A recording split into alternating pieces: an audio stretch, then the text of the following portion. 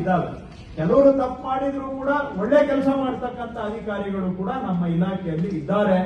ಹಾಗೂ ಅವರು ಎಲ್ಲರೂ ಕೈ ಜೋಡಿಸದೆ ಹೋಗಿದ್ರೆ ಇಷ್ಟೆಲ್ಲ ನಾವು ಪ್ರಗತಿಯನ್ನ ಮಾಡೋದಿಕ್ಕೆ ಆಗ್ತಾ ಇರ್ಲಿಲ್ಲ.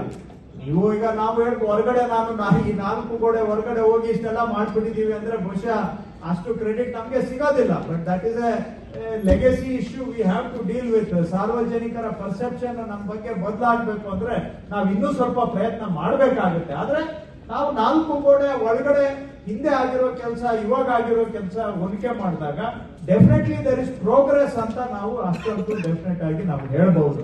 ಸೊ ಹಾಗಾಗಿ ಈ ಪ್ರಗತಿ ಆಗಿದೆ ಅಂದ್ರೆ ಕೆಳಗೆ ನೀವೆಲ್ಲರೂ ಕೂಡ ಸಹಕಾರ ಕೊಡ್ಲಿಲ್ಲ ಅಂತ ಹೇಳಿದ್ರೆ ಪ್ರಗತಿ ಮಾಡೋದಕ್ಕೆ ಆಗೋದಿಲ್ಲ.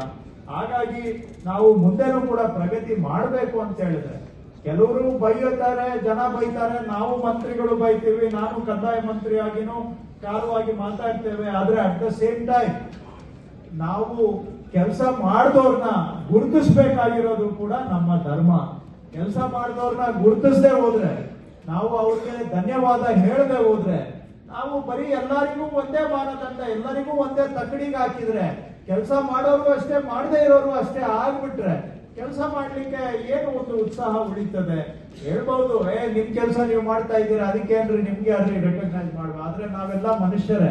ಯಾರೋ ಒಬ್ರು ನಾವು ಮಾಡಿರೋ ಕೆಲಸವನ್ನ ಗುರುತಿಸಿದಾಗ ಖಂಡಿತವಾಗಿ ನಮ್ಮ ಅದು ಬೇರೆಯವ್ರಿಗೂ ಕೂಡ ಒಂದು ಮೋಟಿವೇಶನ್ ಆಗುತ್ತೆ. ಏನೋ ಒಂದು ನಾವು ಒಳ್ಳೆ ಕೆಲಸ ಮಾಡಿದೀರಾ ಅಂತ ಹೇಳಿದ್ರೆ ಅದನ್ನ ಅವ್ರಿಗೂ ಖುಷಿ ಆಗುತ್ತೆ. ಅವ್ರನ್ನ ನೋಡಿ ಬೇರೆಯವರು ಕೂಡ ನಾವು ಒಳ್ಳೆ ಕೆಲಸ ಮಾಡಬೇಕು ಅಂತ ಅವರಿಗೂ ಒಂದು ಬರುತ್ತೆ. ಆ ತರ ಮಾಡಿದಾಗ ನಾವು ಇಲಾಖೆ ವತಿಯಿಂದ ಇನ್ನೂ ಹೆಚ್ಚಿನ ಪ್ರಗತಿಯನ್ನ ಸಾಧಿಸಲಿಕ್ಕೆ ಸಾಧ್ಯ ಆಗುತ್ತೆ. ಸೊ ಹಾಗಾಗಿ ಕಳೆದ 1 ವರ್ಷದ ಅವಧಿಯಲ್ಲಿ ನಾನು ಇದನ್ನ ಕಳೆದ 8 ತಿಂಗಳಿಂದ ಹೇಳ್ತಾ ಬಂದಿದ್ದೇನೆ. ಯಾರು ಒಳ್ಳೆ ಕೆಲಸ ಮಾಡಿದ್ದಾರೆ ಅಧಿಕಾರಿಗಳು ಅವರನ್ನ ಗುರುತಿಸುವಂತ ಕೆಲಸ ನಾವು ಮಾಡ್ತೇವೆ ಅನ್ನೋದನ್ನ ಪದೇ ಪದೇ ನಾನು ಹೇಳ್ತಾ ಬಂದಿದ್ದೇನೆ. ಅದಕ್ಕೆ ನಾವು 1-2 ಗ್ರೂಪ್ಸ್ ಕೂಡ ಮಾಡಿದ್ವಿ ಆಫೀಸರ್ಸ್ ಲೆವೆಲ್ ಅಲ್ಲಿ.